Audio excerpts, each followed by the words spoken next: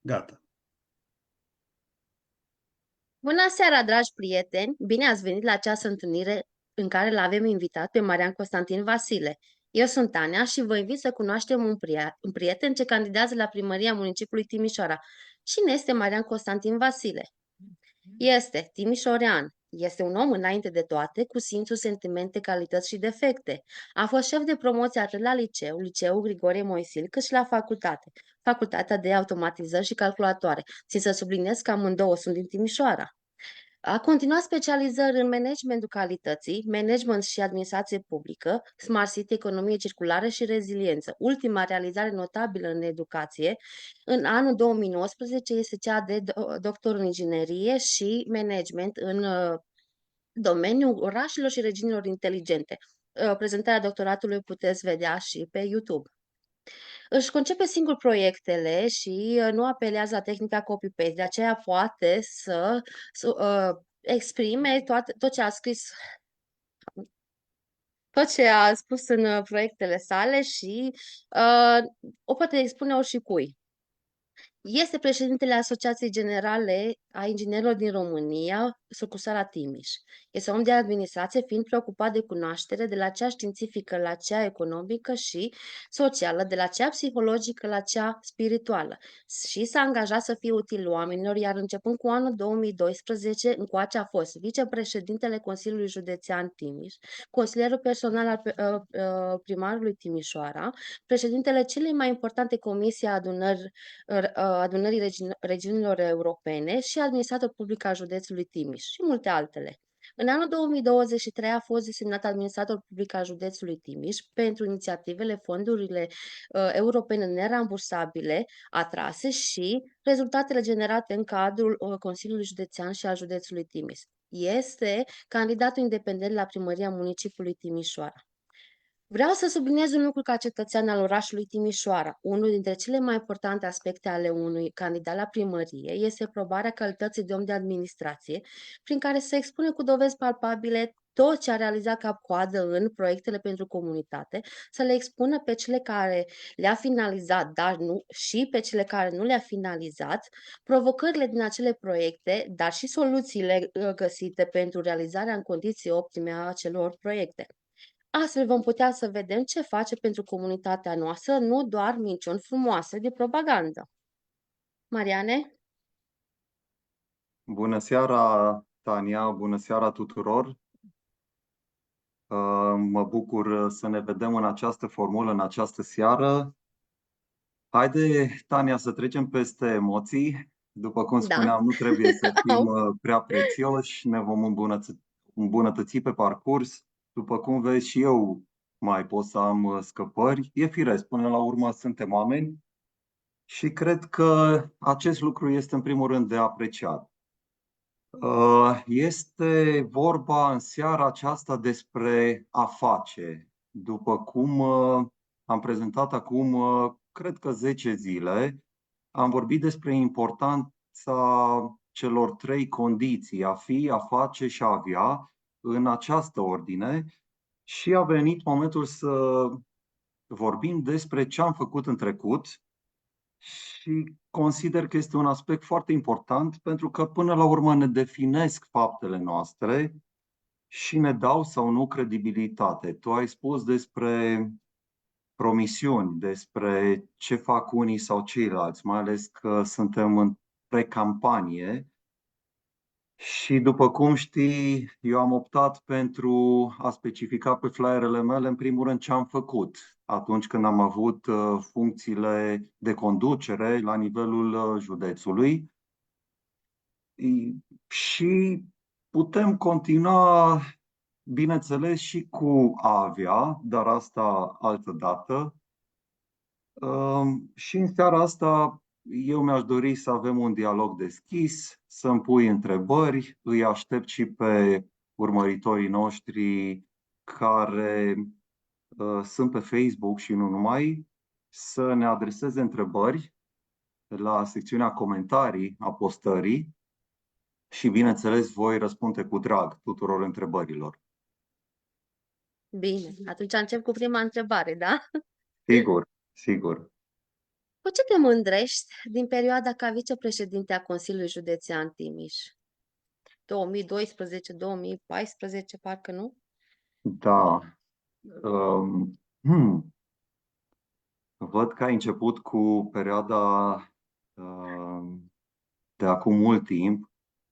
Într-adevăr, am fost vicepreședinte al Consiliului Județean Timiș și am răspuns de mai multe paliere și mai multe direcții. Aș puncta totuși ceea ce ține de ADETIM, Agenția de Dezvoltare Economică Timiș, pentru că până la urmă această instituție genera proiectele pentru tot județul nostru, cele care țineau de Consiliul Județean, dar nu numai, și cele care țineau de anumite parteneriate. Și această instituție a tras de-a lungul timpului, timp de 21 de ani cât a existat, câteva zeci de milioane direct, milioane de euro, dar și câteva sute de milioane indirect. Cu această ocazie vreau să-i mulțumesc și domnului director Sergiu Bălașa pentru buna colaborare pe care am avut-o și să-l asigur de toată susținerea mea în continuare. Aș puncta mai multe aspecte aici.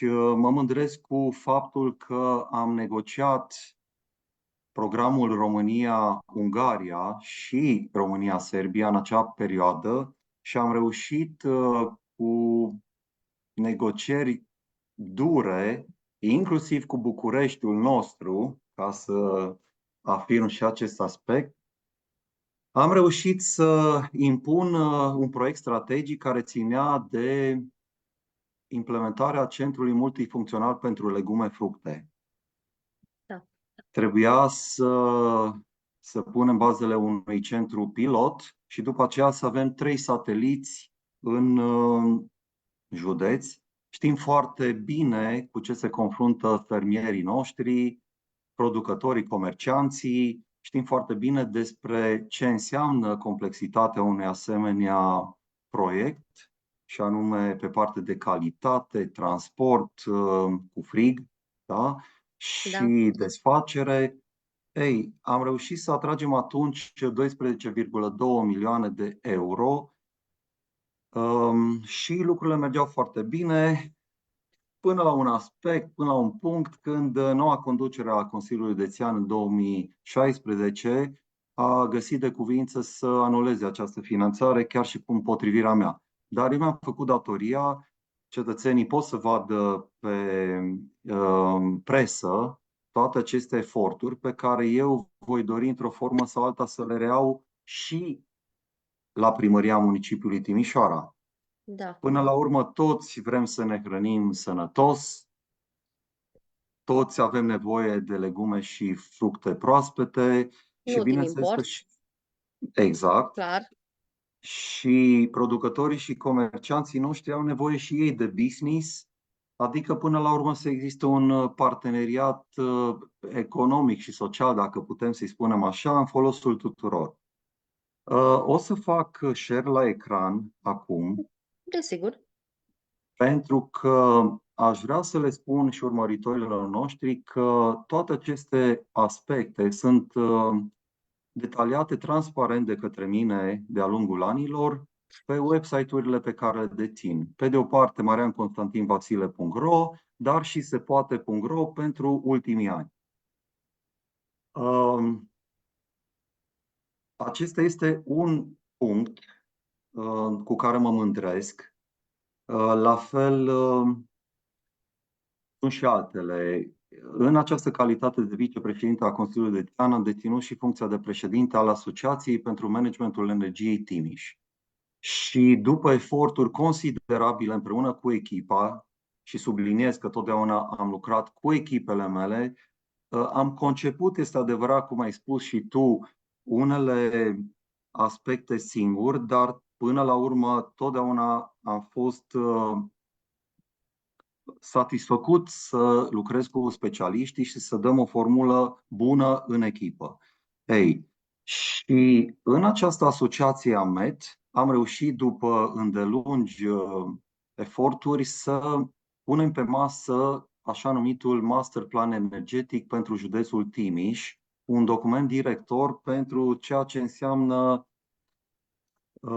producerea și folosirea energiei în județ, bineînțeles, adresând foarte mult problematica energiei regenerabile. Totodată, împreună cu direcția sau instituția, cum mai spun unii, arhitectului șef, am reușit să dăm o direcție și întregului județ pe ceea ce înseamnă planificarea teritoriului, împreună cu multe instituții județene și naționale, am întocmit așa numitul plan de amenajare a teritoriului județean, care a fost valabil timp de 10 ani și prin prelungire este valabil chiar și acum. Acest document, ca să știi, este practic un set de biblorafturi cu tot felul de considerente, inclusiv pe partea socială, economică, de protecție a mediului și aspecte mai puțin dezvăluite care țineau de anumite culoare strategice la nivel european. Sunt multe aspecte pe care le-aș puncta și o să aștept cu drag și întrebările tale și ale urmăritorilor noștri, însă aș mai evidenția un aspect. În această calitate de vicepreședinte al Consiliului Județean, am obținut prin alegeri o poziție europeană în adunarea regiunilor europene. Am fost președintele cele mai importante comisii a acestei instituții, care nu privea doar Uniunea Europeană, ci și zonele din afara, din extensia Uniunii Europene, precum Ucraina, Albania și alte țări importante. Da. După cum spuneau, au fost alegeri, chiar mi-aduc aminte cu drag despre acele faze din Ucraina și din Franța, Paris, și am reușit împreună cu delegația românească de la nivelul întregii țări să obținem această funcție reprezentativă. În această calitate, împreună cu biroul executiv de la Bruxelles și Strasbourg, și cu politicienii care erau desemnați de către regiunile din Europa lărgită despre care vorbeam, am reușit să generăm câteva rezultate notabile la nivel european. Și aici aș menționa salvarea multor aeroporturi regionale, pentru că se punea în discuție ca ele să nu mai fie finanțate pe o anumită schemă de ajutor. Asta ar fi omorât, practic, multe aeroporturi regionale, precum cele de la Târgu Mureș, de exemplu, chiar și Cluj-Napoca se punea problema, și alte aeroporturi din România și din străinătate. Ne-am bucurat foarte mult atunci. Bineînțeles că n-am lucrat singuri, am făcut eforturi considerabile pe lângă Comisia Europeană și uite așa, cu presiune, cu competență și profesionalism, am reușit acest deziderat. Da. De asemenea, am adus și schimbări în această comisie pe parte de business, platforme, și dacă vrei putem intra și în alte detalii. Văd aici, de exemplu, și un aspect mai puțin cunoscut, dar critic, și mi-l asum că l-am pus pe website, și anume demersurile mele mai puțin cunoscute de blocare a prospecțiunilor privind gazele de șist. Cred că puțini oameni știu ce s-a încercat în acel moment. S-au făcut unele consultări publice cu câțiva oameni în sală, atenție, în Timișoara, Constanța și încă alt municipiu a României, și se încerca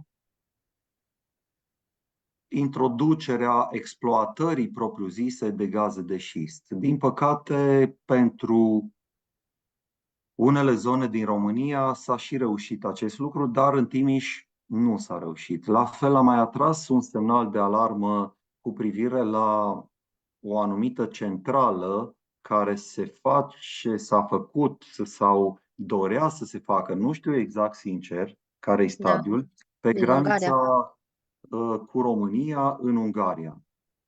Ei, îi Da, las pe specialiști și pe alți oameni cu atribuții să se pronunțe asupra acestui lucru.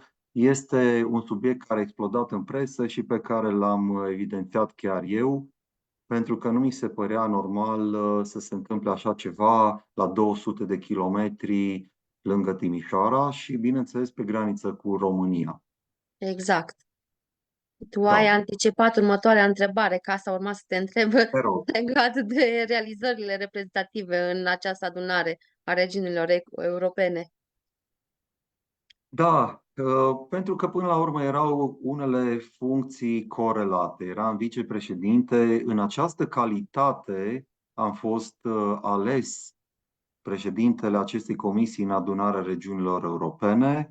Totodată am fost ales în plenul Consiliului Județean ca președinte al Asociației pentru Managementul Energiei Timiș și am avut și alte atribuții externe, ca să spun așa. Aș mai puncta un aspect, și anume că am reușit înființarea primelor clustere, asociații de tip special în județul Timiș, atât pe parte de agricultură, cât și pe parte de turism. Nu a Și fost simplu. Te rog, te poți rog. să-mi spui și pe unde sunt? Eu, de exemplu, nu știu. Îți spun, ele mai există, dar sunt nefuncționale.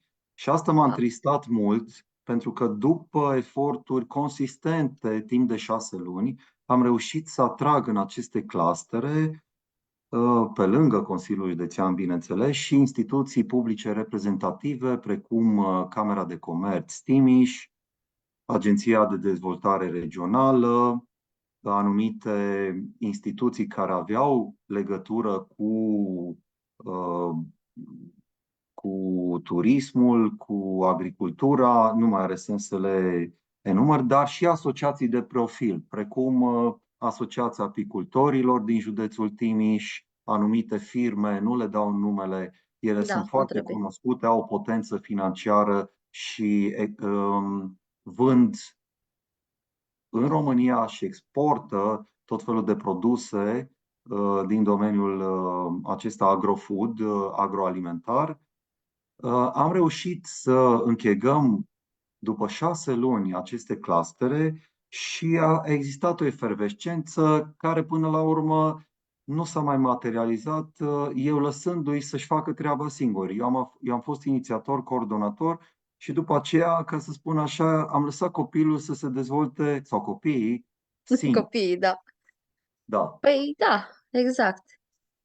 Uh, Uh, Pentru că nu mai era rolul meu de a coordona. Acolo începeau, bineînțeles, să se discute diverse produse, business-uri, servicii, care m-ar fi pus într-o situație de incompatibilitate, ceea ce eu nu mi-am dorit. Am dorit să creez aceste medii participative, astfel încât să se închege lucrurile. A mai fost un aspect pe care l-aș menționa, dar n-aș insista foarte mult, și anume că, din păcate, Guvernul României, spre deosebire de alte state din Uniunea Europeană, nu a finanțat clusterele decât pe ceea ce înseamnă IT, anumite lanțuri de furnizare, dar foarte, foarte puțin și pentru scurt timp. De aceea, neavând acest azimut, ca să spun așa,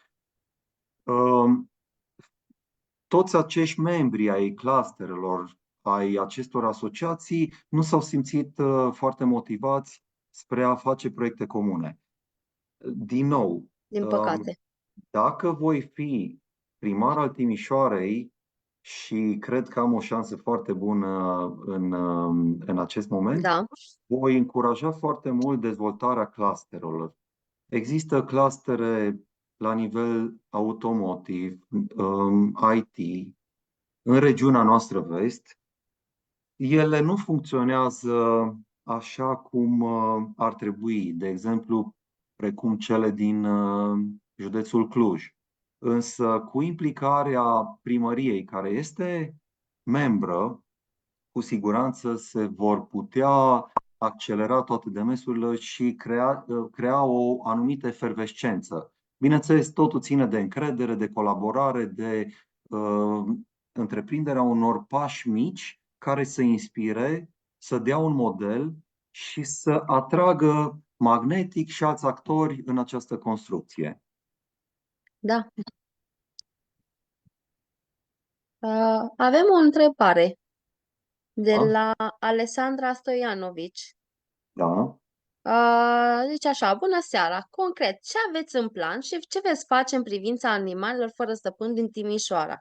Mă refer la câini și chiar pisici. Câini și pisici. Da, adăpostul Dani Flor este de toată jena. Este denumit iadul animalelor. Pe stradă sunt multe animale fără stăpân, chinuite și bătute de oameni, flămânde și însetate. Mulțumesc! Ok, noi intrăm în alt spectru. Da, Emisiunea noastră probabil trebuia să accentuez de la bun început, ține în primul rând de prezentarea rezultatelor pe care le-am generat în administrația publică. Totuși, o să-i răspund doamnei și cred că am mai făcut-o și cu altă ocazie. da, Bineînțeles că va veni și momentul prezentării mai în detaliu a promisiunilor mele pentru Timișoreni și Timișoara, însă acum eram în acest capitol al prezentării rezultatelor, pentru că eu cred că este un aspect ce mă diferențiază de alți concurenți, competitori exact. care au avut funcții și nu au confirmat într-o măsură prea bună. În privința adăposturilor, am și prezentat în trecut, nu de mult, câteva aspecte. Eu aș merge, în primul rând, pe un model participativ, lucrativ, așa cum este în Iași. Acolo colaborează toată societatea civilă, mediul de afaceri, administrația publică și e firesc să fie așa. Pentru că, până la urmă, chiar dacă implementezi un parteneriat public-privat sau nu, cu siguranță se pot semna protocoale cu asociațiile inimoase care sunt în Timișoara și vor să ajute, de exemplu, cu voluntari pentru hrănirea animalelor, pentru îngrijirea lor.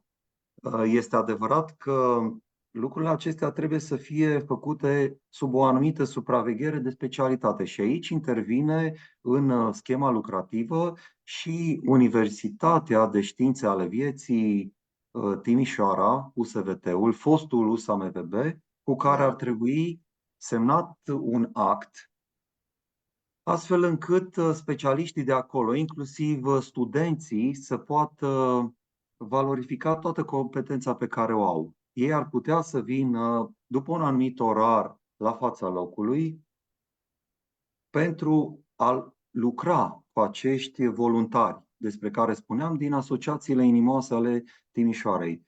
Și vedeți, deja începem să vorbim despre o anumită transparență. Transparență pe care eu o încurajez așa de mult. Am putea, bineînțeles, să montăm și camere de supraveghere pentru că altfel nu putem monitoriza ceea ce se întâmplă realmente acolo. USVT-ul, bineînțeles că ar putea să ne ajute în ceea ce înseamnă sterilizarea acestor animale. Este un aspect poate controversat, dar foarte util. Știm și noi că există anumite reguli prin care la există un și moment o dat, lege. da, și o legislație, la un moment dat când nu mai ai capacitate, trebuie să faci ceva în privința animalelor care sunt deja acolo. Ele, dacă sunt sterilizate, trebuie plasate în alte locuri sau, din câte știu, nu mă pricep foarte bine, dar voi lucra cu specialiștii, li se poate da drumul. Încă o dată subliniez că nu mă pricep foarte mult la toate aspectele, cum este normal. Până la urmă, fiecare are un bagaj limitat de competențe. Administrația publică, și aici intervine rolul administrației, poate să creeze facilitățile, construcția și premizele pentru o desfășurare a acestor activități într-un mod propriu și competent. Sunt convins că se pot atrage inclusiv fonduri europene și știm că știți, probabil, stimați urmăritori, că sunt specialist pe atragerea de fonduri europene și asta cu target, cu țintă pentru, de exemplu, echipare, dotare și se poate asigura inclusiv o minimă consiliere, astfel încât inclusiv asociațiile sau în parteneriat cu Universitatea de Științe ale Vieții să atragem multe fonduri.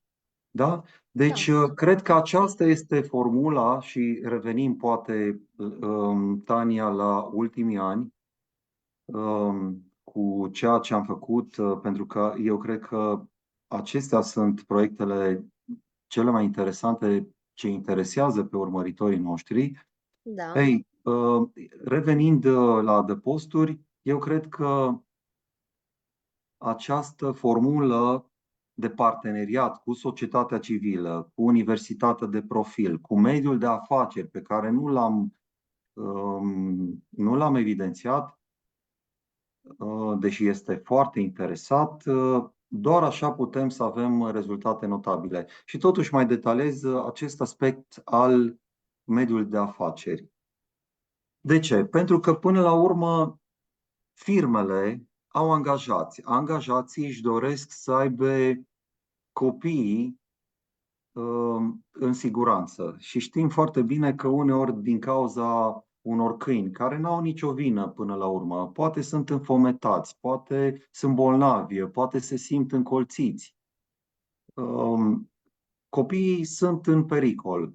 Și atunci, bineînțeles că firmele își doresc ca angajații să aibă condiții în orașul unde locuiesc și muncesc. Și pot participa prin sponsorizări la dezvoltarea unor facilități foarte bune pentru animale. De asemenea, crescătorii de animale vor dori să contribuie astfel încât să nu se mai întâmple ce s-a întâmplat acum câteva săptămâni și ne aducem aminte cu tristețe cu toții, și anume o haită de câini înfometați a sfâșiat foarte multe animale crescute de aceste ferme. Da? Deci am subliniat și închei acest periplu și firmele sau mediul de business sunt convins că va contribui pentru edificarea acestor construcții, echiparea lor și buna funcționare. da, să sperăm că va fi așa. Cu siguranță va fi așa dacă voi ajunge primar și voi Da, răspunde în fața cetățenilor regulat. Eu nu voi depune raportul de activitate doar anual, așa cum cere legea, o voi face cel puțin trimestrial, voi reînființa consiliile consultative de cartier. Nu mă tem de acest lucru, eu vreau să fiu primarul tuturor și atunci, prin această transparență și generare de încredere, cred că vom putea face lucruri foarte, foarte bune pentru Timișoara și timișoreni. da. Următoarea întrebare. Da, Ai lucrat și la Primăria Timișoara. așa Și este. ce ai făcut semnificativ în acea perioadă? Bun. Am lucrat 2 ani de zile ca și consilier al primarului, am avut ca și atribuții partea de dezvoltare, proiecte cu fonduri europene și relația cu mediul de afaceri. Deci subliniez acest aspect pentru că până la urmă fiecare consilier al primarului, fiecare direcție a răspuns de ceea ce a avut în atribuții. Și eu mă mândresc cu faptul că am înființat pe baza unui concept propriu și am coordonat timp de 1 an și jumătate, chiar mai bine, acel Consiliu Consultativ Economic al Timișoarei, prin care am reunit toate cluburile de afaceri, patronatele, instituțiile de profil, precum Oficiul pentru IMM-uri, ADR Vestul, Camera de Comerț și, bineînțeles, universitățile și administrația publică locală. Aici s-a născut și o idee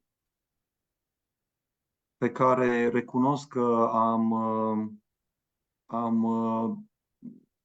am propus-o eu și a fost îmbrățișată cu drag de toți membrii Consiliului Director, ideea conurbației Timișoara-Arad, adică dezvoltarea metropolitană comună și dezvoltarea simbiotică a celor două municipii, pentru că știm că suntem apropiați pe cale rutieră, pe cale feroviară și vom avea un tren de mare viteză, accentuez.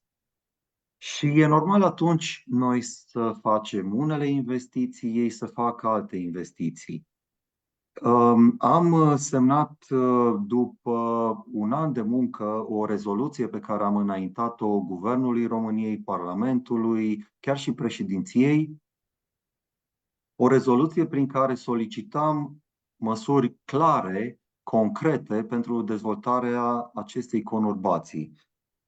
Voi relua această inițiativă, acest demers, pentru că este crucial în ceea ce înseamnă dezvoltarea unui pol foarte puternic în partea de vest a României. Știm foarte bine că suntem depășiți în unele capitole de Cluj-Napoca, Oradea și cred că împreună cu Aradul, în această conurbație, am putea să facem lucruri extraordinare.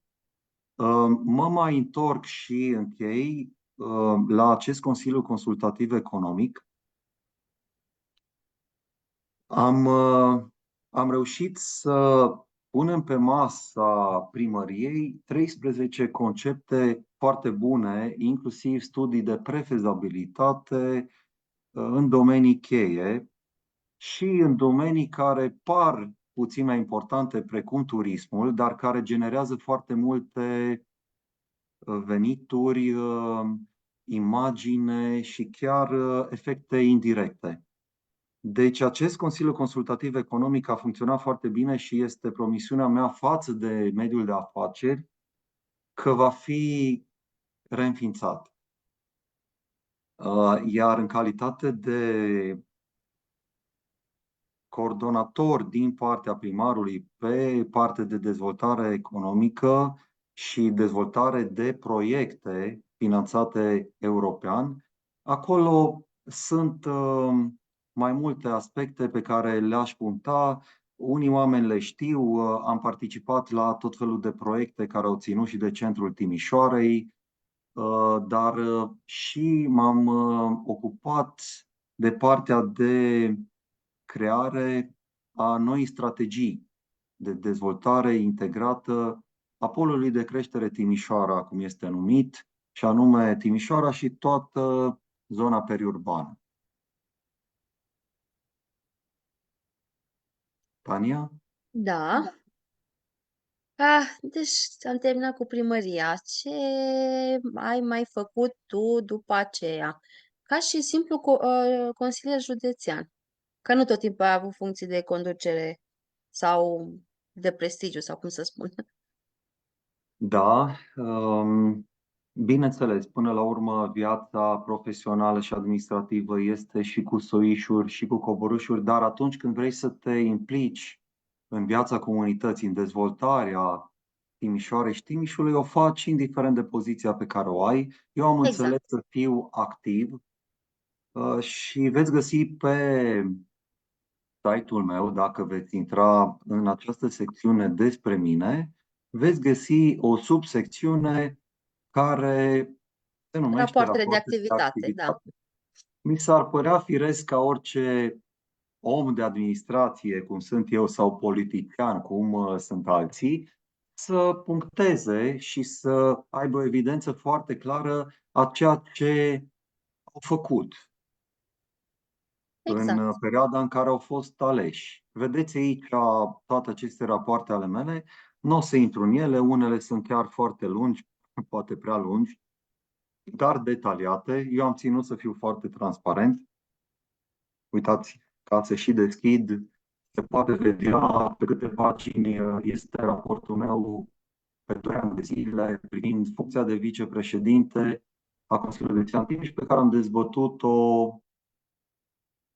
am dezbătut-o inițial.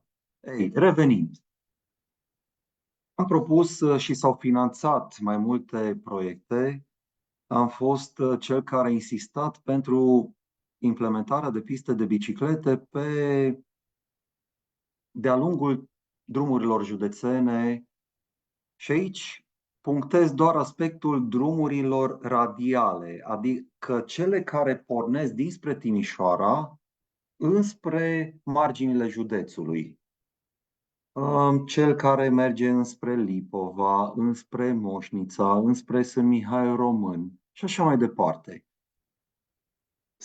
S-au obținut finanțări în această privință. Am discutat personal, activ și cu directorul de drumuri județene de la acea vreme și s-au reușit și unele realizări, includerea lor, de exemplu, pe acel drum județean 691, care merge înspre Lipova.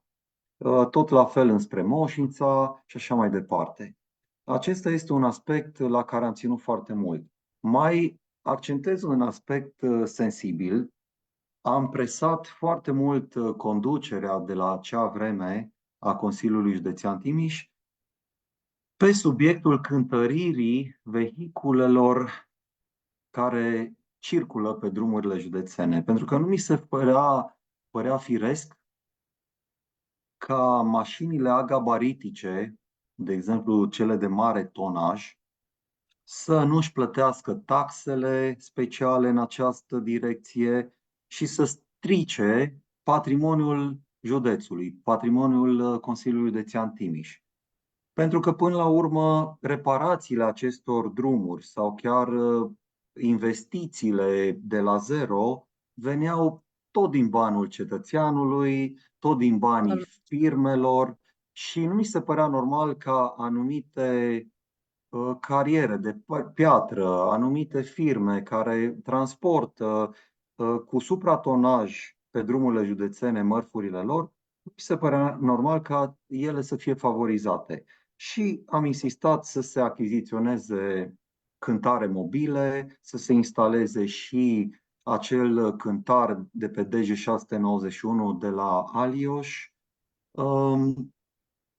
Bineînțeles, E funcțional. bineînțeles, ai spus nefuncțional? Da. Ba, este Este? funcțional. Este funcțional de când am venit la conducere în 2020 noi, cei 4, eu fiind unul dintre membrii conducerii și credeți-mă că nu a fost deloc simplu să îl punem în funcțiune pentru că trebuia să avem protocoale cu poliția rutieră, cu ISCTR-ul și să avem anumite programe de control inopinat. Bineînțeles, provocările au fost mari, dar nu are sens, cred, să intru în detalii. Acesta este un demers pe care l-am făcut. De asemenea, mi-am dorit să avem un brand economic al județului Timiș, care a fost inițiat în aceeași perioadă. Am insistat și am reușit împreună cu unul, doi colegi din Consiliul Județean să salvăm aerodromul Cioca. Subliniez faptul și oamenii, cetățenii pot să vadă în presă că s-a dorit a fi închis în mod halucinant, Tania, adică acel aerodrom poate să aibă valențe inclusiv militare sau valențe care țin de siguranța cetățeanului în caz de dezastre. Acolo să se monteze porturi, da? Să se ducă populația în caz de cutremur și dacă nu mai au unde să locuiască. Deci, pe lângă toate celelalte funcțiuni, inclusiv comerciale, pentru că se poate face business foarte bun cu acel aerodrom pentru transportul mărfurilor mici, nu mai vorbim de agrement și tot felul de activități frumoase care s-au și desfășurat în ultimii ani în acel aerodrom, precum Flight Festival. Da. Da? N-am fost, din păcate, dar poate ajung cândva.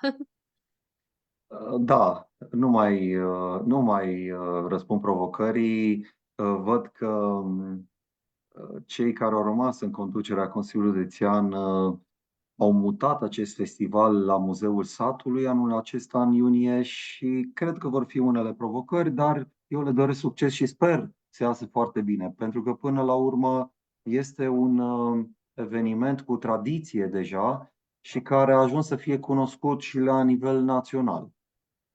Bun, aceasta este perioada de simplu consilier județean, ca să spun așa. Au existat mai multe inițiative, dar invit, după cum spuneam, în această subsecțiune pe urmăritori, să vadă în detaliu ce am făcut în acea perioadă.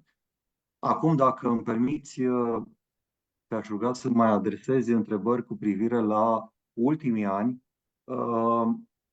Cred că ar trebui să ne înscriem într-adevăr într-o oră și mai avem aproximativ 17 minute. Bine, haide că te întreb, în ultimii 4 ani, ce activități și sau proiecte reprezentative ai avut? Printre care și cele din mandatul de administrator public al județului. Sigur, în primul rând ne concentrăm pe acea perioadă. În afara acelei perioade, aș putea să accentuez această platformă sau să scot în evidență această platformă civică, dar cu multă consistență pe partea de administrație publică, platforma Se Poate România. Îi invit pe urmăritorii noștri să intre pe acest website sepoate.ro pe care îl dețin și să urmărească în detaliu proiectele mele în speță, dar vor vedea că încet, încet, după această campanie care mă solicită foarte mult pentru Primăria Municipiului Timișoara ca independent, vor vedea că vor intra mai mulți specialiști și oameni de administrație, profesioniști integri, acești profesioniști vor intra în această platformă și vor expune cazurile de bune practici pentru a inspira toată România și a da o speranță cetățenilor că da, se poate. Se poate și în România, se poate moral, onest și în mod neaservit, ca să subliniez și acest aspect Da. mai special. Bun, deci acest demers civic a fost în ultimele luni, dar într-adevăr, după cum ai subliniat și tu, am fost administrator public al județului timp de aproape 3 ani. Da, Am exact. înțeles, Tania, să lucrez până la 9-10 noaptea de multe ori, chiar și în weekenduri, inclusiv la noua maternitate. Veți vedea că există poze dintr-o sâmbătă în care îl veți vedea și pe domnul director Sândesc de la Spitalul Județean. N-am pregetat și nu ne-am limitat la a lucra doar în cele 5 zile lucrătoare, pentru că aveam termene foarte stricte pentru absorpția fondurilor europene. Care a fost atmosfera în momentul proiectului? Te referi la noua maternitate, da? Da, la maternitate, da. Cum a fost cu oamenii să lucrezi? Să știi că a fost proiectul meu de suflet. M-am gândit în primul rând la natalitatea și sporul natural din România, care sunt atât de lovite. După cum știi, eu sunt un patriot și cred că ar trebui guvernanții noștri la orice nivel să aibă grijă de acest aspect al fertilității și natalității, sporului natural până la urmă. Am lucrat cu oameni foarte frumoși, inimoși. Trebuie să știi că și în echipa constructorului, de fapt a antreprenorului general, pentru că a făcut și proiectarea, în echipa lui am avut două coordonatoare, deci doamne, care erau foarte pasionate și erau foarte serioase. Mi-a plăcut să lucrez cu ele, poate tocmai pentru că erau de sex feminin și înțelegeau foarte bine această latură umană a acestei construcții, că până la urmă nu este o simplă construcție. Exact. Și vreau să accentez un aspect și anume că am ținut foarte mult cu toate piedicile care s-au interpus, voit sau nevoit. Am ținut să avem și secția de fertilizare in vitro. Unii medici, nu ascund să spun, nu au fost foarte fericiți că în sectorul public va exista fertilizare in vitro. De ce Dar, nu? Sunt atâtea femei care se corect. confruntă cu problema asta, adică nu văd de ce, da, da. Păi poți să-ți imaginezi, poate ești prea diplomată, până la urmă era vorba despre anumite interese. Se gândeau, cred, la acea competiție dintre sectorul public și privat, dar eu cred că loc sub soare este foarte mult. Știm problemele de infertilitate ale cuplurilor din România și cred că până la urmă pacienți sunt mai mulți decât aceste clinici private pot să gestioneze. Exact. Revin, după cum spuneam, Tania, a fost un proiect foarte provocator, pentru că a fost implementat pe perioadă de criză financiară. Să nu uităm că în acea perioadă pierul a crescut de la 3 la aproape 9 lei. Criză de aprovizionare, pentru că era război și unele echipamente, dotări, mobilier, urmau să vină și au venit foarte târziu. De asemenea, a fost criză pandemică și știm foarte bine câte achiziții au trebuit să fie făcute pentru acest proiect foarte complex.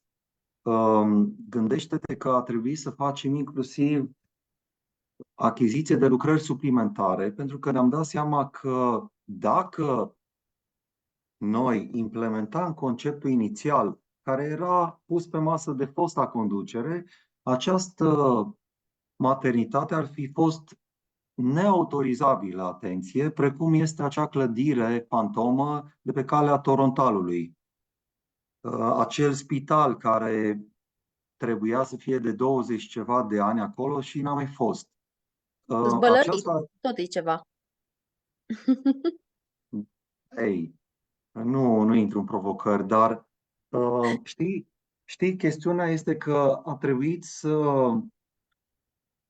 împreună cu echipa inimoasă pe care am avut-o de la Consiliul Județean, cu secțiile medicale, cu antreprenorul general și cu tot felul de alți parteneri, noi a trebuit să găsim formulele potrivite pentru a obține avizele de la DSP și ISU și alte instituții, astfel încât, până la urmă, să știm sigur că vom obține autorizația de funcționare. Până la urmă, operaționalizarea acestei clădiri este cea mai importantă și vreau să-ți spun că am fost obligați să creștem spațiul util cu 15%, și totodată bugetul, atenție, cu 38% din fondurile proprii ale Consiliului Județean, tocmai pentru a putea ridica această construcție și a avea secții funcționale. A fost un proiect foarte complex, chiar greu, cu multe piedici, inclusiv politice, dar am reușit să le depășim cu bine și cred că acum, în scurt timp, această maternitate va fi operaționalizată și vom auzi primele râsete sau Frâncete. strigăte ale noilor copii. Da. Da. Uh, O Te rog. întrebare de la un privitor, Bogdan Fluieraș întreabă ce ai făcut mai exact pentru noua maternitate, pentru că sunt multe persoane care își atribuie ei meritele, deși n-au fost nici prezenți, n-au aruncat nici măcar o pietricică. Știm, persoanele Da, n-ar de... da. Îi mulțumesc lui Bogdan pentru această întrebare. Este foarte simplu. Am coordonat cu mânecile suflecate tot ce a însemnat această implementare. Veți găsi aici, stimați urmăritori, veți găsi toate provocările pe care le-am întâlnit, bineînțeles succinte, și la care pot să răspund în detaliu tot ce am făcut, chiar și până noaptea târziu, împreună cu echipele pe care le-am coordonat. Gândiți-vă că am fost ordonator principal de credit. Am semnat toate actele ce au ținut de proiectare, de lucrări suplimentare, construcție, dotare, echipare, mobilare.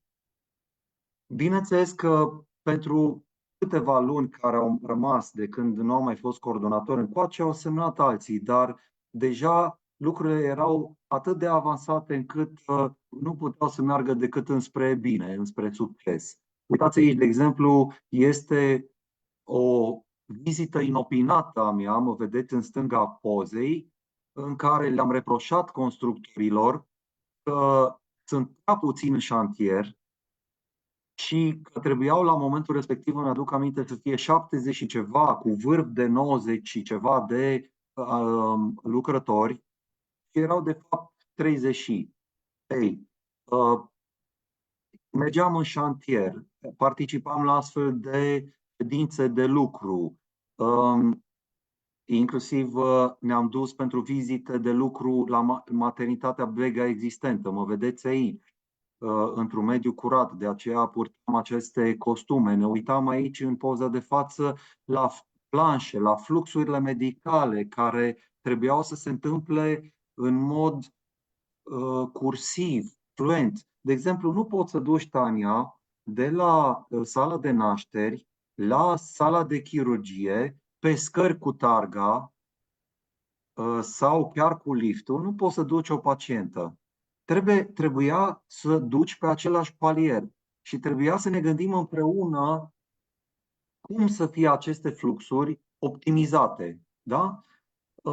Mă vedeți aici în toate fazele de construire. Da? Vă evidențiez și acea poză pe care o menționam din acea sâmbătă în care le-am spus tuturor, știu cum sună, atenție, la sfârșitul acestui workshop vom semna cu sânge aceste planșe pentru că nu mai putem aștepta.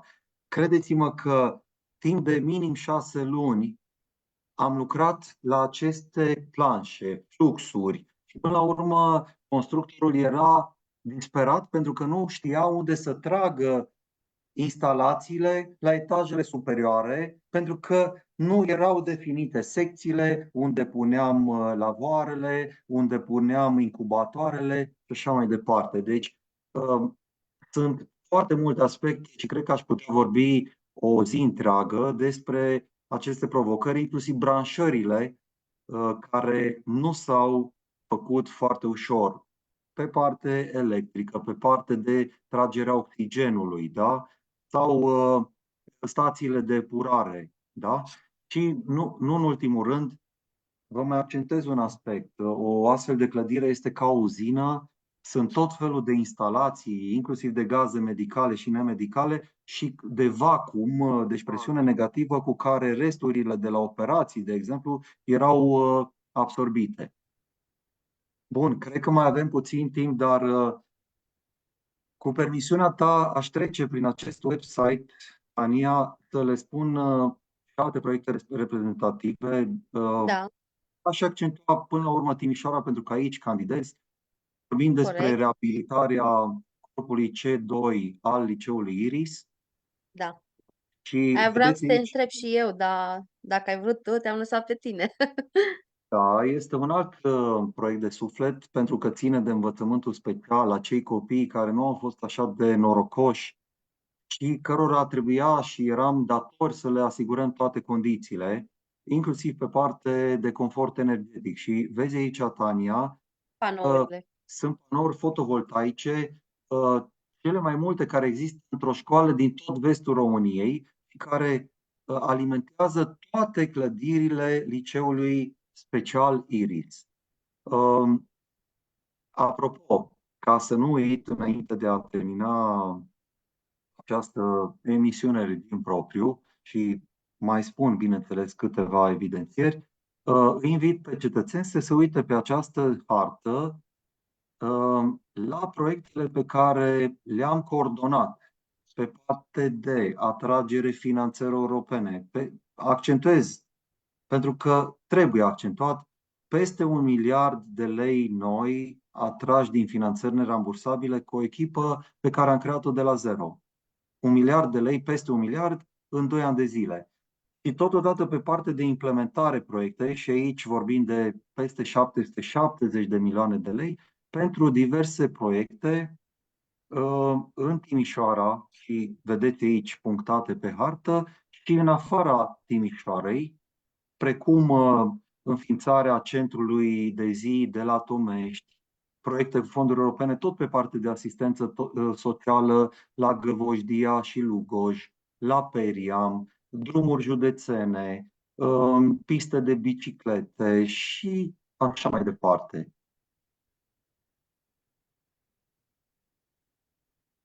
Aș mai accentua totuși, Tania, pentru că văd că nu intervii. Vreau să te întreb ceva de Iris, că am văzut că acolo ai și poze când ai fost, când a fost finalizat și cu copii, nu? Tot pe Nu a partea fost de încă, copite, nu a fost încă finalizat, nu? Tania, și mă întreb în fiecare lună de ce. Eu n-am mai răspuns din luna mai, chiar mai exact de pe 10 mai anul trecut, de acest proiect.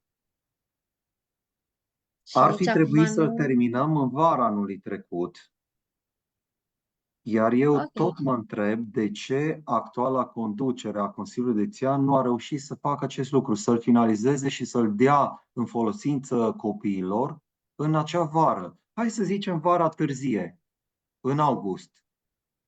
Da, să fie Au pentru trecut 9 ani școlar măcar. exact, măcar din toamnă.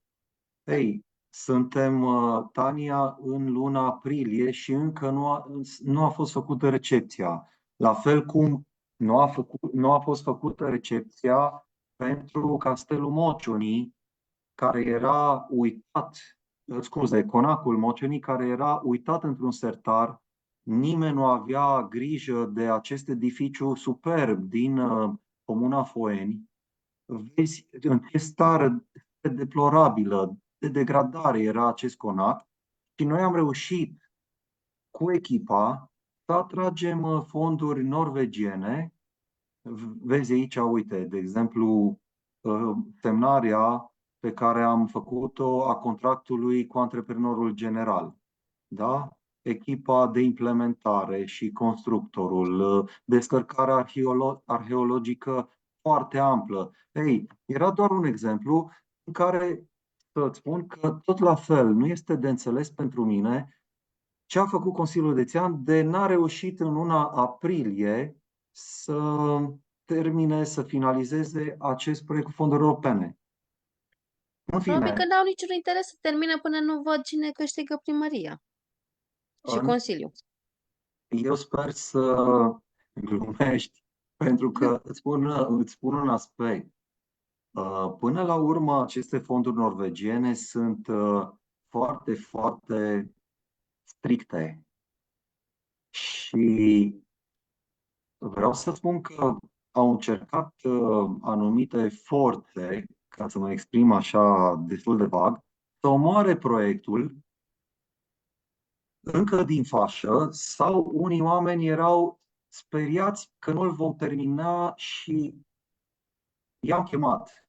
pe juriști, pe urbaniști, pe tehnicieni și am pus pe masă graficul de implementare în toate fazele și ne-am dat seama, într-adevăr, că se putea, accentuez, finaliza acest proiect până în aprilie anul curent. Și uite așa, după ce am obținut finanțarea cu această echipă, am semnat contractul foarte încrezători. Chiar vreau să-ți spun, Tania, și accentuez acest aspect și îi mulțumesc lui Andrei, Andrei Suciu, care a fost project manager, manager de proiect, că îi mulțumesc și îi mulțumesc întregii echipe că am reușit să accelerăm lucrurile. La un moment dat îmi spunea managerul de proiect că noi chiar vom reuși înainte. Ei, până la urmă, știi cum e? Fiecare răspundem de perioada în care am fost responsabili. Eu, după cum vedeți aici, împreună cu echipa, am, am reușit să ducem inclusiv la fază de acoperiș lucrurile într-o manieră accelerată, implementarea propriu-zisă. Ei, și apropo, îți mai zic un aspect, pentru că ne apropiem de final. Pe pagina proiecte, urmăritorii noștri pot să vadă și proiectul de care am răspuns și pentru care am primit și o caldă bătaie pe umăr de la domnul Raed Arafat, ce anume proiectul de extindere și modernizare UPU a Spitalului Județean Timiș. Da. Am pornit construcția în pandemie. Cred că îți dai seama că un asemenea demers nu se face simplu, mai ales că nu poți opri UPU. UPU lucrează 24 din 24 de ore, 7 din ba 7 mai mult, zile. 7 din 7 zile și trebuia să facem și trierea pacienților cu COVID, ceea ce ne-a prins pe nepregătite. De fapt, noi am început, Tania, cu o suspendare de 6 luni a activității. De ce? Pentru că trebuia să așteptăm containerele care, de fapt, un fel de corturi speciale conectate la utilități, care veneau tocmai din China. Pentru că era o perioadă de criză și nu puteau să fie livrate din Europa. După 6 luni am dat bice, ca să spun așa românește. Nu a fost deloc simplu, inclusiv cu fluxurile de pacienți. Și până la urmă, uită-te că am reușit anul trecut, în ianuarie, să facem inaugurarea. Mă veți vedea la masa celor care au vorbit la recepția respectivă. Vedeți aici, era și Da. domnul Raed Arafat, pentru că m-am ocupat de tot ce înseamnă coordonarea acestui proiect. Și nu în ultimul rând, îi mai invit pe urmăritorii noștri, pe cetățeni, să vadă ce am făcut pe partea de digitalizare și transformare instituțională a Consiliului Județean Timiș.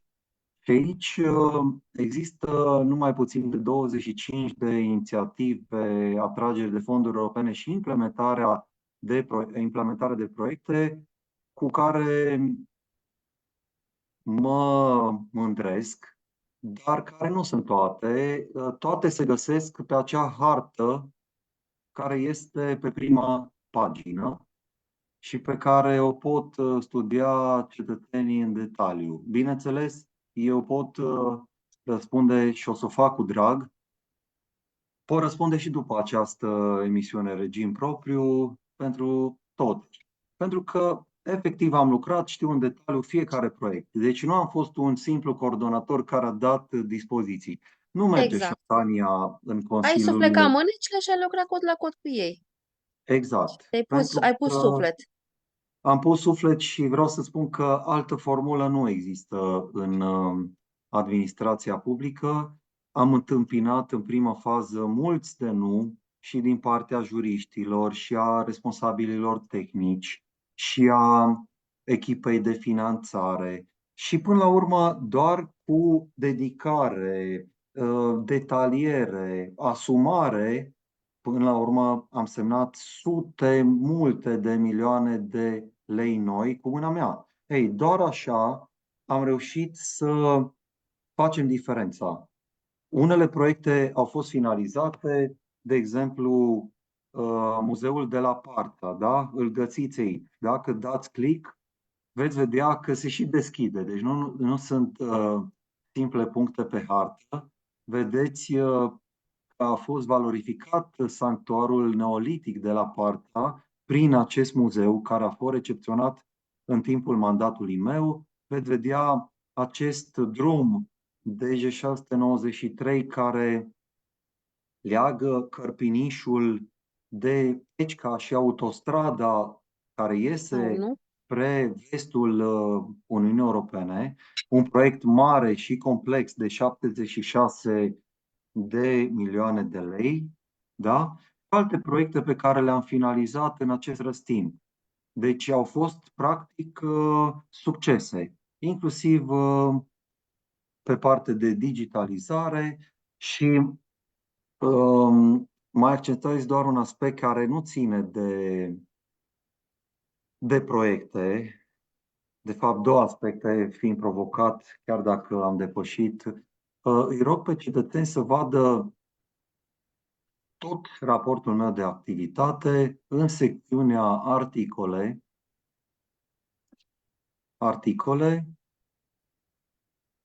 și, dacă nu mă înșel, chiar acest articol prin care evidențiez faptul că am fost desemnat administrator public al anului în România pe baza rezultatelor despre care am vorbit, ale echipelor coordonate și am atașat succint acest raport.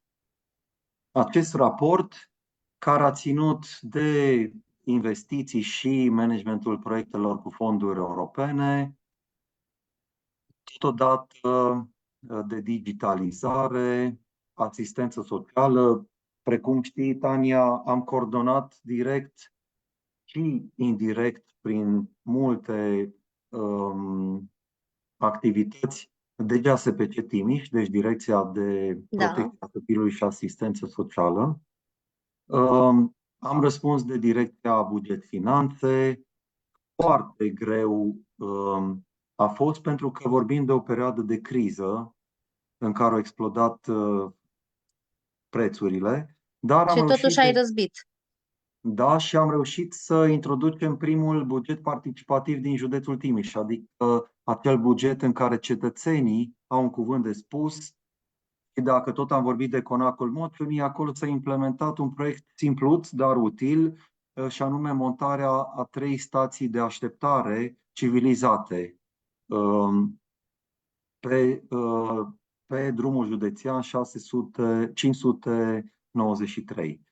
La fel, am răspuns de control intern managerial și am reformat împreună cu echipa SCIM întreaga instituție. Vreau să subliniez doar aspectul că mi-au trecut prin mână 120 de proceduri. Nu e puțin lucru doar dacă te gândești că am semnat. Da, păi să intri în detaliu la tot ce înseamnă procedurile unui întreg Consiliu Județean. Îți, îți, îți dezvălui faptul că Direcția de Drumuri Județene, o direcție așa de complexă, care răspunde de reparații, dezăpeziri, cosiri, nu avea nicio procedură, Tania, nici una. Bun, Niciuna? niciuna, nici pe partea de investiții, nimic.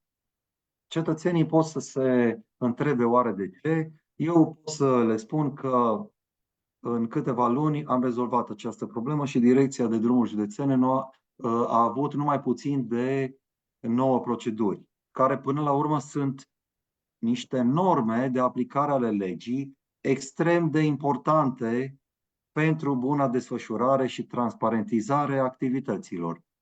Am răspuns, Tania, de managementul resurselor umane, cu tot ce înseamnă. Poate părea o direcție foarte simplă, dar Nu este este. extrem de complexă. Achizițiile Puțin spus. publice, da, pe tot ce înseamnă negocierea contractului colectiv de muncă, partea de concursuri, de evaluări, comisia de disciplină, instruire, Exact. tot. Achizițiile publice au fost un subiect deloc ușor, pentru că aici vorbim de achiziționarea de bunuri, de servicii, de uh, construire, adică acele lucrări publice de construcții. Și dacă multiplici cu toate direcțiile Consiliului Județean și adaugi inclusiv ajutorul pe care îl dădeam subordonatelor, cred că îți dai seama de anvergură și vorbim inclusiv de contestații, de cauțiuni și tot felul de alte provocări care țin chiar și de Curtea de Conturi și tot felul de alte controle. Bun.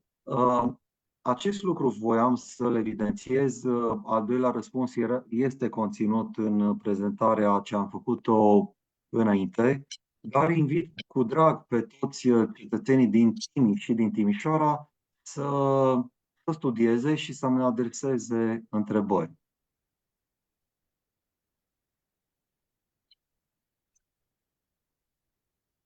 Ar mai fi o întrebare. Te rog, dacă O, este. da, o secundă că mi s-au prins degetele. Uh, care sunt... Că nu mai reușesc să găsesc. Cineva a întrebat ceva de genul care ar fi necesitățile orașului Timișoara? Unde sunt, Din de fapt, nou, problemele din mai... nou spun, din nou evidențiez faptul că voi organiza o emisiune specială, chiar și o conferință de presă pe acest subiect foarte important. Aș puncta doar așa succint Da, vreo două, două, trei.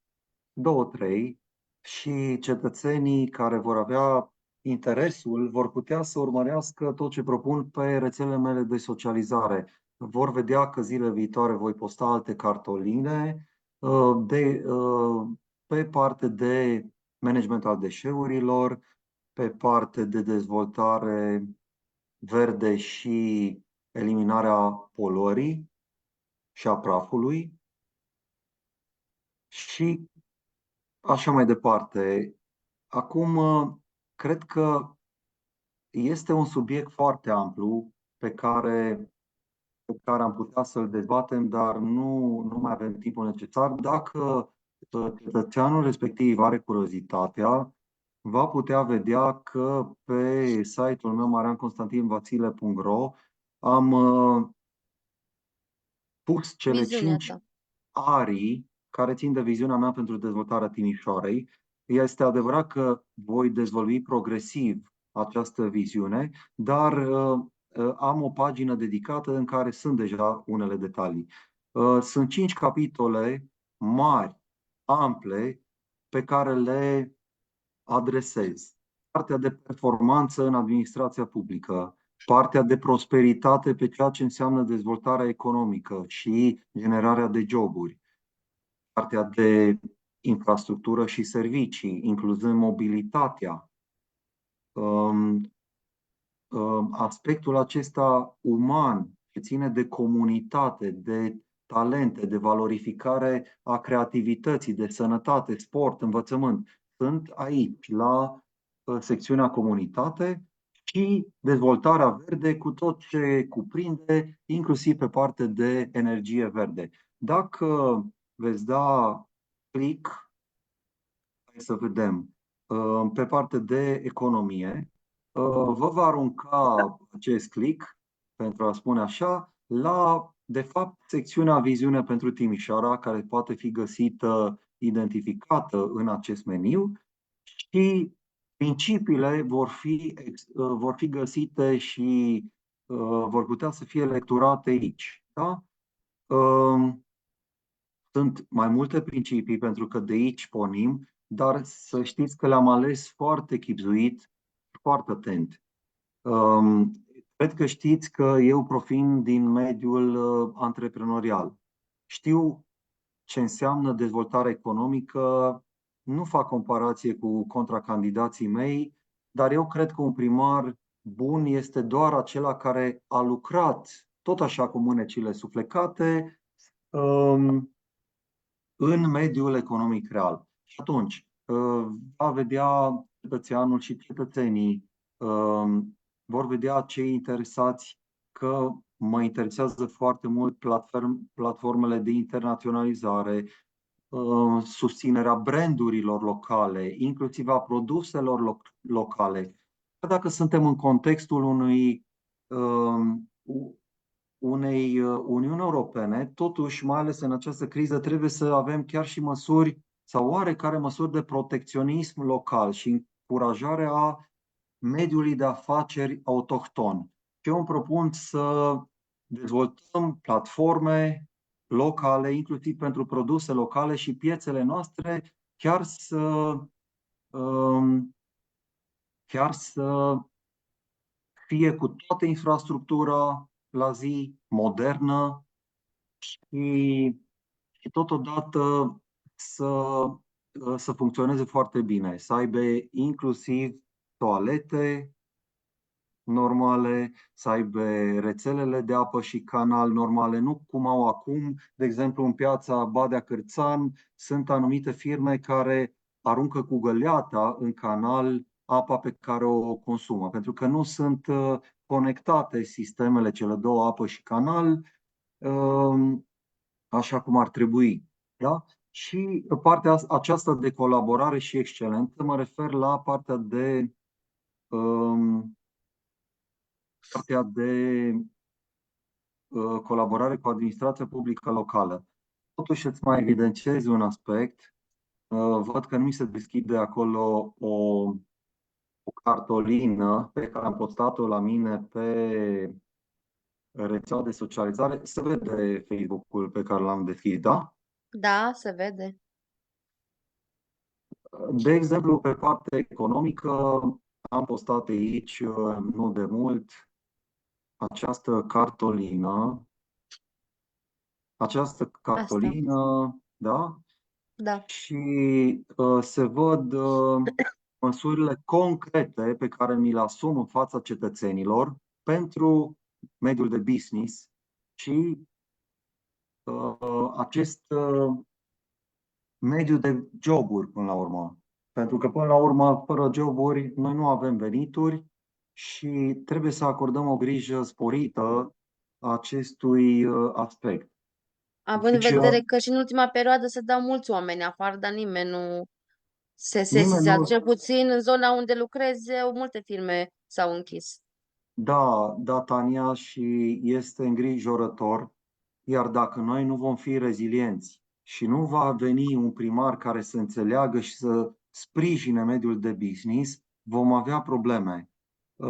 Exact. Eu am mai spus chiar în niște filmulețe, clipuri pe care le-am postat tot aici, că nu e normal firmele să plătească cele mai mari impozite din țară pe pe parte de clădiri nerezidențiale și să nu primească mai nimic sau nimic, cum este una dintre multinaționalele pe care am vizitat-o acum o lună.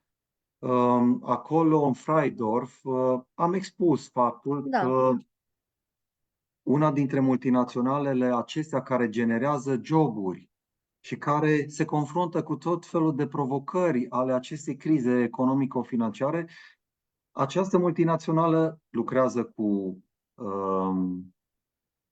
cu hidrofor, cu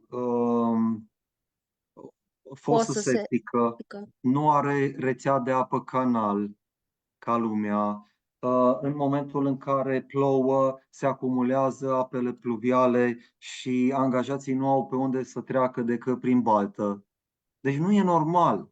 Și atunci trebuie să existe un primar care să sprijine aceste demersuri de dezvoltare. Și vedeți aici reînființarea Consiliului Consultativ Economic al Timișoarei, pe care îl menționam de la bun început în această emisiune. L-am creat pe bază de concept propriu, l-am coordonat și eu vreau să reînființez, pentru că amândoi primarii l-au omorât și nu e normal. Până la urmă, trebuie să ai un dialog permanent și să fii consiliat de către mediul de afaceri pentru a ști ce să generezi și cum să dezvolți sectorul economico-financiar. M-am Da, oprit, am vorbit cam mult. pe partea financiară chiar avem un domn care a întrebat așa: ce măsuri veți iniția pentru a estompa cel puțin un mandat creșterea taxelor și impozitelor? Domnul Daniel Richițan. Bun, mă văd, mă văd nevoit și rog pe ceilalți urmăritori să mai reziste, să dau explicații și o fac cu plăcere. Întrebarea era ca să fixez ce măsuri voi implementa pentru Iniția pentru a scăderea. estompa cel puțin un mandat creșterea taxelor și impozitelor. Este foarte simplu și o întrebare foarte bună. Estomparea, ca să și traduc, înseamnă măcar stabilizarea lor, dar trebuie să țintim micșorarea lor. Este vorba de o transformare mai amplă care nu se poate face doar pe un palier. Eu îmi doresc o reformă administrativă adevărată, în primul rând la nivelul eficienței cheltuirii banului public și credeți-mă că am făcut acest lucru, se poate verifica în Consiliul Județean și voi putea să-l fac și în primăria municipiului Timișoara. Pe de altă parte, îmi doresc foarte mult să reformez societățile comerciale ale primăriei, care, din păcate, nu au fost ajutate în acest demers de transformare, pentru că, hai să o spunem pe șleau, nu a avut cine să se ocupe și care să înțeleagă mediul economic real, chiar dacă aceste societăți sunt cu capital public. Eu am fost lead auditor, șef auditor în multinaționale. Primul lucru pe care o să-l fac va fi să introduc în aceste societăți ale primăriei un audit de terță parte și după aceea voi porni o transformare de bază. De ce e important ce spun? Pentru că poate nu înțeleg cetățenii. În momentul în care reduci cheltuielile și prin aceste societăți aduci bani la Consiliul Local, în bugetul municipiului Timișoara, în acel moment tu nu mai ești nevoit să crești taxele, ba mai mult vei putea să le scazi, taxele și impozitele. Doar printr-o asemenea reformă managerială, administrativă, se poate face într-adevăr, se poate face acest demers de estompare, stabilizare sau chiar scădere a taxelor și impozitelor pentru mediul economic real, cel care ne aduce până la urmă prosperitate, cel care generează joburi. La fel, eu am mai accentuat, dar chiar dacă nu ține de această întrebare, voi ajuta concret firmele atât cât permite legea, deci fără să favorizez pe nimeni, ci doar să creez platforme, mecanisme, Corect. fluxuri, voi ajuta împreună cu Consiliul Local, cu specialiștii, firmele să prospere prin acele platforme în care să se întâlnească cererea cu oferta, să se evidențieze brandurile autohtone, să fie internaționalizate afacerile, să facem să funcționeze toate fluxurile, dar inclusiv acel parc industrial Freidorf, care e, vai de mama lui, ca să mă exprim românește, nu se compară cu cele 5 parcuri industriale din Oradea. Noi trebuie La și alții se acolo. poate și la noi nu. Da, și cred că știi că sloganul meu este se poate Se și noi vom poate, da. putea.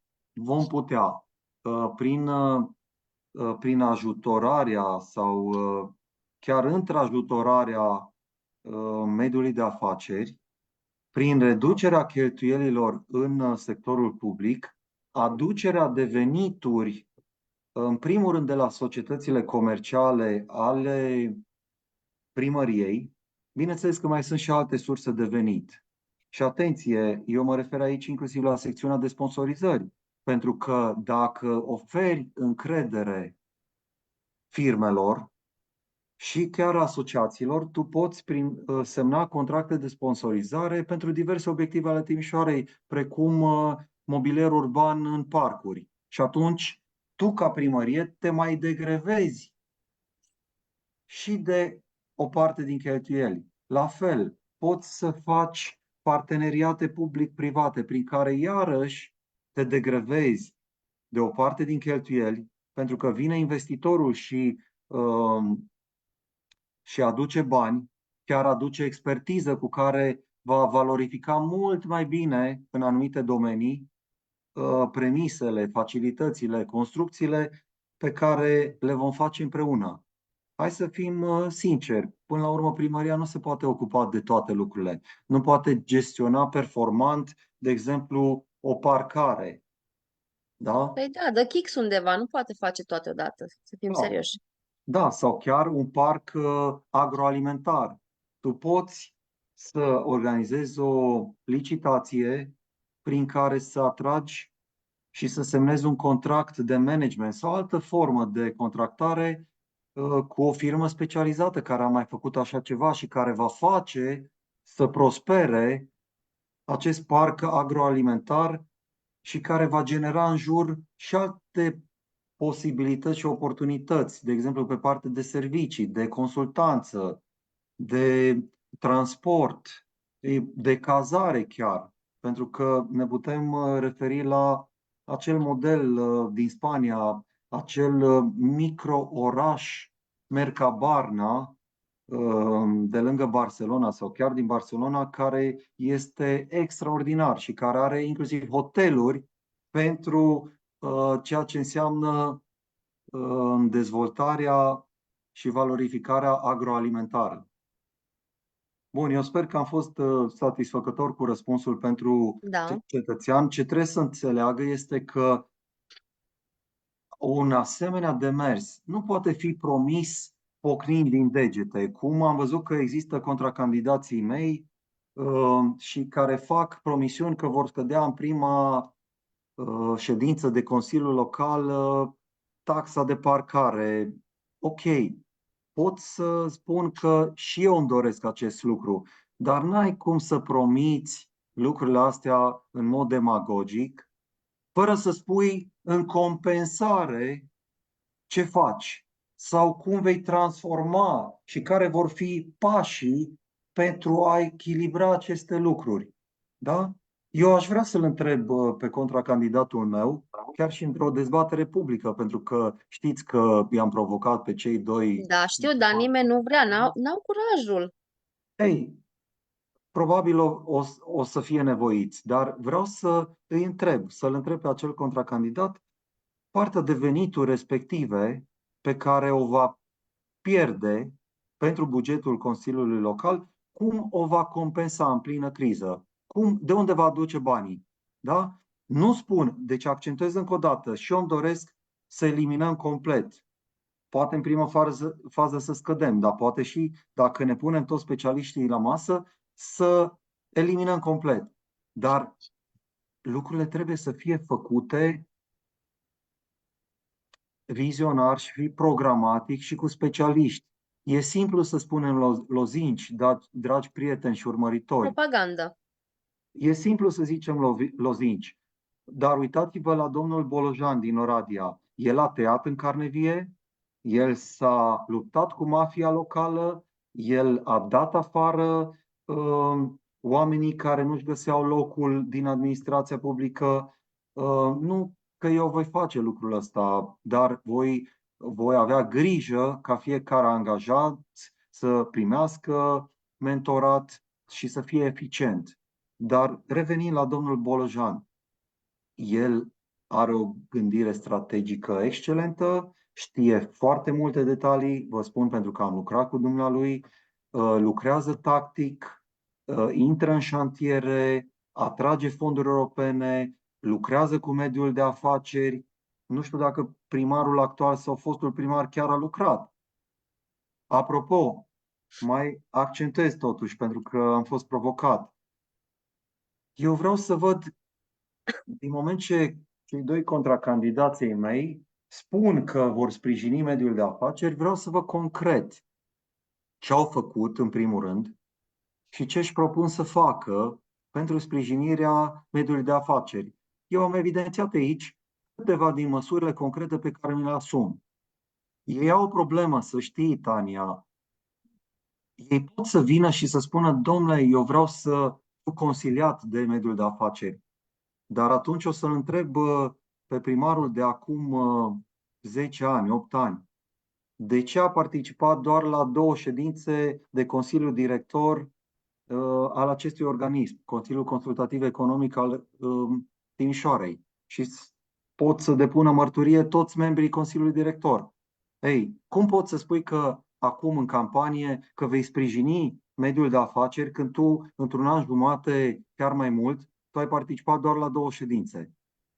Păi Da? acum Și în pe primarul campanie se actual spune vreau orice să-l ce. întreb ce a făcut. Ce a făcut, scuze că m-am Nu-i ambalat, problemă. recunosc, ce a făcut concret, în afară de creșterea taxelor și impozitelor, pentru mediul de afaceri, ce a făcut concret, inclusiv având posibilitatea și oportunitatea ce ținea de capitala europeană a culturii, care trebuia să genereze foarte multe venituri, la fel cum face festivalul Antold la Cluj-Napoca. Da? A generat o cifră de afaceri incredibilă, peste 1 miliard de lei. Ei, și eu vreau să văd și să-l întreb într-o confruntare publică pe domnul primar actual de ce n-a valorificat acea posibilitate și oportunitate ce ținea de capitala europeană a culturii. Da? Deci ei au o problemă când vin cu promisiunile și lozincile, pentru că nu sunt sustenabile. Imediat poți să adresezi o contraîntrebare și să spui, bine, dar de ce n-ați făcut până acum? Corect? Dacă vreau să facă, puteau să facă. Acum, în campanie, tot vin și spun vrute și nevrute. Că fac, Exact. au făcut și când de fapt ei uită ce au făcut și Da, uită așa. și ei Și cred că populația are memorie scurtă, ceea ce, din păcate, electoral s-a dovedit de multe ori și își permit doar în ultimele 6 luni să vină cu promisiuni și să mai dea niște popcorn, circ și pâine, vorba cuiva. păi, Dar eu pentru sper aia îi că, plătim din banii noștri, din taxele noastre și impozitele noastre, asta îi plătim. Lumea, eu sper sincer, ar că, trebui să vadă exact ce au făcut fiecare, dovezi palpabile, nu, vai că eu am făcut maternitatea aia și ailaltă și cealaltă, și să vadă cu adevărat cine merită să fie primar. Pentru că, din exact, punctul meu de adică vedere, faptele vorbesc, nu vorbele. exact asta Conform din voiam, verba volant, scripta manent, da? Vorbele corect. zboară, scripta rămâne. Adică putem să întrebăm pe primarii care au fost de ce în timp de 10 ani nu s-a finalizat corpul B al maternității lui Țurcanu.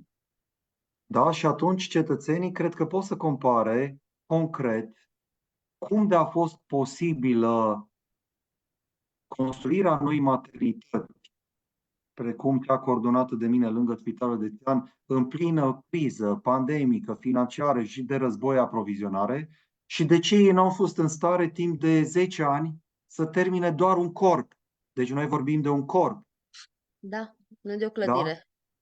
Ei, asta ne diferențiază și de aceea am ținut în această emisiune în regim propriu să expun ce am făcut atunci când am avut funcții. Și la final, Tania, cu permisiunea ta, pentru că ne apropiem și trebuie să ne Da, apropiem de... trebuie. La final, îi invit din nou pe cetățeni să se uite pe website-urile mele în care am înțeles și am ținut să expun pe larg tot ce am făcut în administrația publică locală timp de 12 ani. Adică n-am mai punctat. Sunt inițiative majore în meniurile pe care le vezi. Sunt, de exemplu, pe parte de domenii, sănătate, transporturi, energie, turism. Sunt diverse articole care pot să fie verificate, atenție. Deci nu sunt vorbe în vânt, se văd poze, se văd probe, se vede punctul meu de vedere, da? Deci nu am ținut doar să vin cu lozinci. Cred că ne definește în primul rând acest verb a face. E important, bineînțeles, și cine suntem, verbul a fi, dar cred că e cazul în această perioadă să ne referim în primul rând la realizări. Exact. Și fiecare ar trebui să vadă pe site ce scrie. Că dacă am stat să discutăm așa, cred că ne trebuie cel puțin o lună de zile. Pentru că sunt Corect. foarte multe lucruri de spus și ai dovezi clare cu tot ce ai făcut. Da, Și eu aș mai și avea de adăugat că s-a zis acum mulți ani, nu eram încă născută, azi în Timișoara, mâine în toată țara. Din păcate, noi am ajuns să fim exact invers, să facem celelalte locuri ale țării, Oradea, Cluj, cum ai dat și exemplu, și în Timișoara nu. Nu s-a vrut. Cred că este timpul să alegem un primar profesionist, onest, integru și neaservit și să-i dăm o șansă unui om fără partid, din punctul meu de vedere, și cred că sunt foarte mulți care asta își doresc, nu mai vor partide care după o noapte nedormită sau după beție se unesc pentru bunul mers al comunității și na, rezolvă ce rezolvă sau nu rezolvă. Și trebuie să acordăm șansa unui om ca tine să ajute comunitatea să prospere și să se dezvolte, pentru că Timișoara a fost mai frumoasă cum este acum. Și din păcate, și multe mai prosperă. parcuri, școli, străzi, tot, multe s-au distrus. Și, sincer, și eu aici sunt născută ca și tine și mi-aș fi dorit să fie mult, mult mai frumoasă. Să zic, da, uite, asta este casa mea, să vină turiști, să vadă, să avem ce arăta lumii. Așa este, Tania. Închei și eu prin a sublinia acest aspect. Vin vremuri grele și trebuie să fim pregătiți. Ba mai mult, ne-am dorit să prosperăm, nu numai să întreținem acest oraș frumos, oraș de suflet pentru noi, ci și chiar să oferim oportunități cetățenilor, firmelor, asociațiilor, pentru că putem, avem potențial, se poate și închei cu acest slogan al meu, se poate, și îți mulțumesc frumos pentru această moderare. Și eu îți mulțumesc pentru că ai venit să vorbim despre tine. Seară bună! Seară bună tuturor! Ciao! Ciao, la revedere!